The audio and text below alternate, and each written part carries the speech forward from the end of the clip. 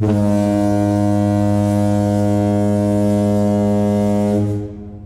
there, part-timers. Once again, it's Anton from Antonio Bay. Thank you guys for stopping by the collection room. Today, I'm taking a look at this Biker Mice from Mars Vinny action figure.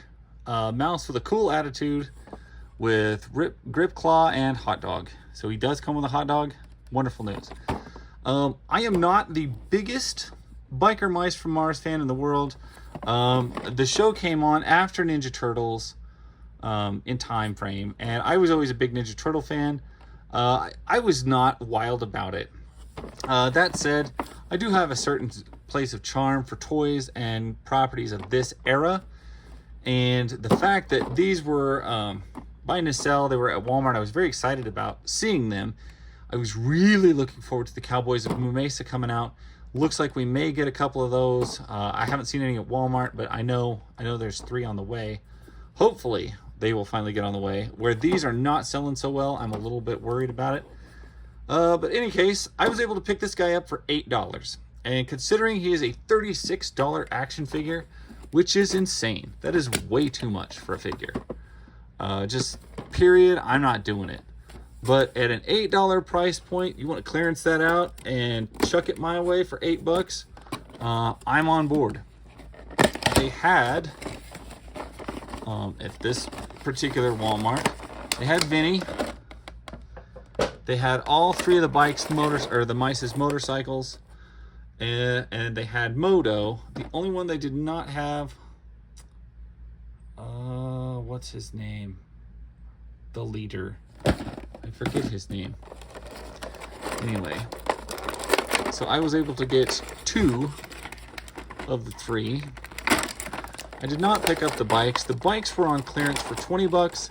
I feel like I should go back and get the bikes, but sometimes groceries and financial restrictions do come into play, even at such a great deal. I'm not, especially when it comes to characters and like properties, I'm not super maniacally in love with. Cool, yes. My absolute end-all be-all? No, not really. But any mouse who loves hot dogs, I gotta give some props to, because hot dogs are basically one of the things I eat the most of in life.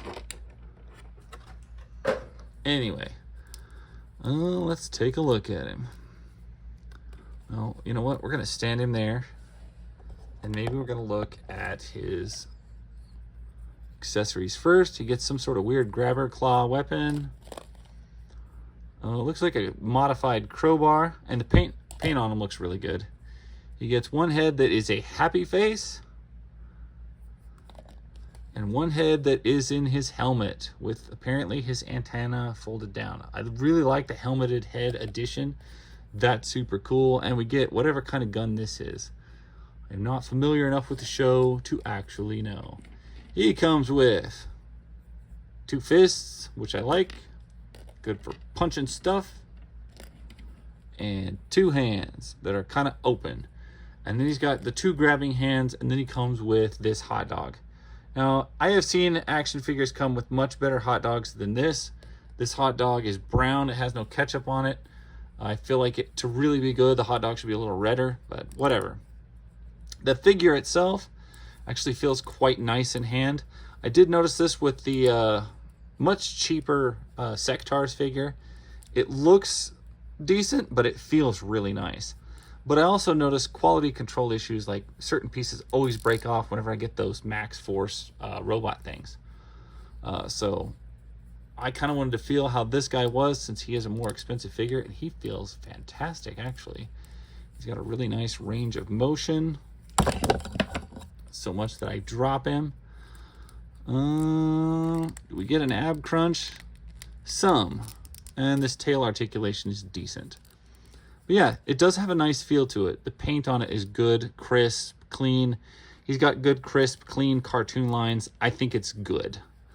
This is loose on the torso, so you can shift it around, as is this bandana, which is just loose around his neck. This belt is also loose. And he's got a waist rotation, an ab crunch that Feels a little stiff, but I think would loosen up with a little bit of work.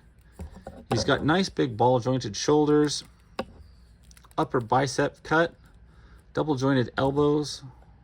I'm liking how everything looks there. And he's got nice ball joints on the wrist, which basically move that wrist any direction you want.